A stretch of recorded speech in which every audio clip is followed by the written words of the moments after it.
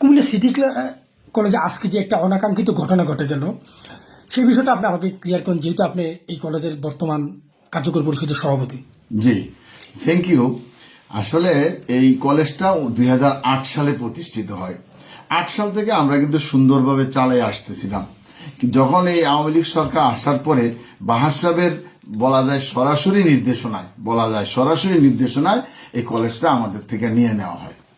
তো নিয়ে নেওয়ার পর তো আজকে প্রায় 10-12 বছর ফেসিবাদ কিভাবে চলছে আপনারা সবই জানেন, এটা তো আমি নতুন করে বলার কিছু নাই। পরে এই 5ই আগস্টের পরে গিয়ে আমরা যেটার এই কলেজের মূল যেই নিয়ন্ত্রক অর্থাৎ সমবায়কে আমরা চিঠি দিয়ে আমাদের সকল কাগজপত্র তাদের কাছে প্লেস করি। তারা একটা তদন্ত দেয়। তদন্ত দেওয়ার পরে তারা একটা অ্যাডহক কমিটি করে, আমাকে সভাপতি করে। আমাদের একজন শিক্ষক আছে অধ্যাপক মঞ্জিল হোসেন, তাকে এবং ফরহাদকে করে একটা কমিটি দেয়। 5 তারিখে আমরা এই কমিটিটা পাই।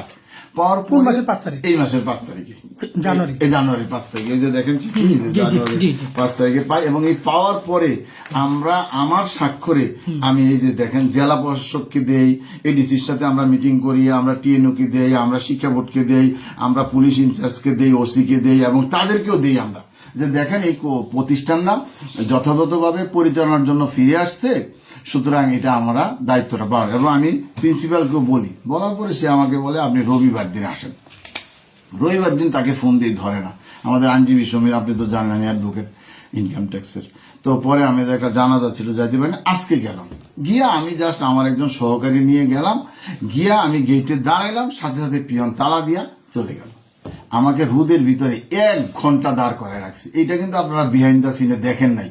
দাঁড় করে রাখছে, আমাদের মাথা একবারে গরম হয়ে গেছে। এর ভিতরে ইফতেখার আলম ভুইয়া আসছে, আরো অন্য লোকজন আসছে। যখন দেখা গেল আমাকে দেয় নাই, পরে আমরা ঢুকলাম। ঢুকে তো অধ্যক্ষের রুম পুলিশ আসলো। পরে কে বা কারা ফোন দিল যে এখানে তো অ্যাডভোকেট দাঁড়া দিছে। তখন পুলিশ আসলো, আসার পরে আমার বল স্যার আপনি এখানে, আমি বললাম এই ঘটনা, আসেন। পরে পুলিশ ফোর্স নামে এসে গেট খুলাই আমাদেরকে ঢুকাই যায়। যখন বসলাম তখন নাদিম আমাকে বলতেছে সরি স্যার। আমি বললাম তুমি এখন সবার সামনে সরি বলো, এটা তো ভুল হয়েছে, তুমি তো 1 ঘন্টা। তখন সে উল্টা আরো একটু ফেডাপ হয়ে যখন উত্তেজিত হয়ে গেল, তখন ইফতেখার আলম ভুইয়া একটু উত্তেজিত হয়ে গেছে, কারণ উনি তো প্রতিষ্ঠানটার জন্ম দিছে।